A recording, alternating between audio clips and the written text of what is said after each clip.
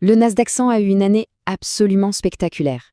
Mais imaginez juste un instant qu'on puisse passer à la vitesse supérieure. Allez, on va plonger dans cette histoire. Une histoire qui parle de performance, bien sûr, mais aussi de technologie et surtout d'amplification.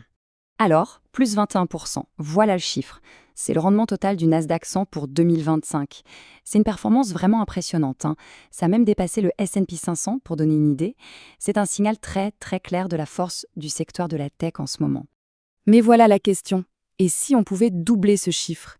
Comment est-ce que ce serait possible de viser non pas 21%, mais potentiellement le double?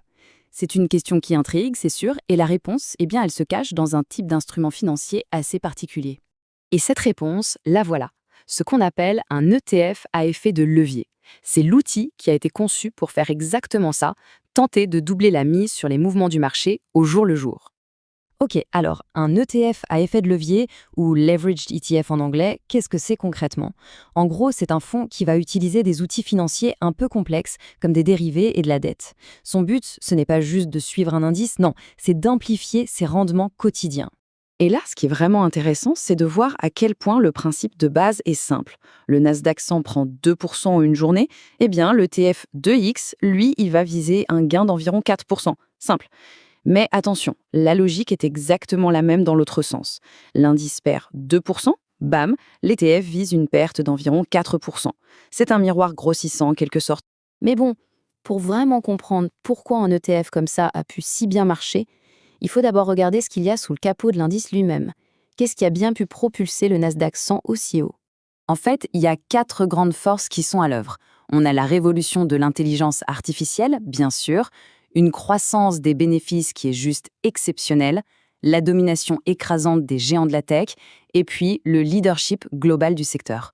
On va regarder ça d'un peu plus près. Ce graphique illustre parfaitement un point qui est crucial, la concentration.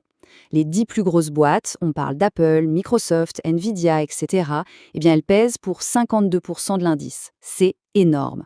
Du coup, leur performance a un impact complètement démesuré sur l'ensemble. Et ces entreprises, elles ne sont pas juste grosses, elles sont incroyablement rentables. Regardez-moi ça, la croissance de leurs bénéfices a atteint 27%, c'est presque 3 fois plus que celle du S&P 500. C'est ça, le vrai moteur fondamental derrière cette montée en flèche. Et le carburant de ce moteur, c'est l'intelligence artificielle.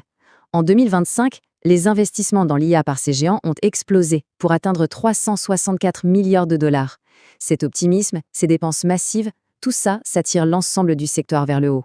Bon, maintenant qu'on a vu la puissance du moteur, revenons à la façon dont l'effet de levier amplifie tout ça. Parce que ce n'est pas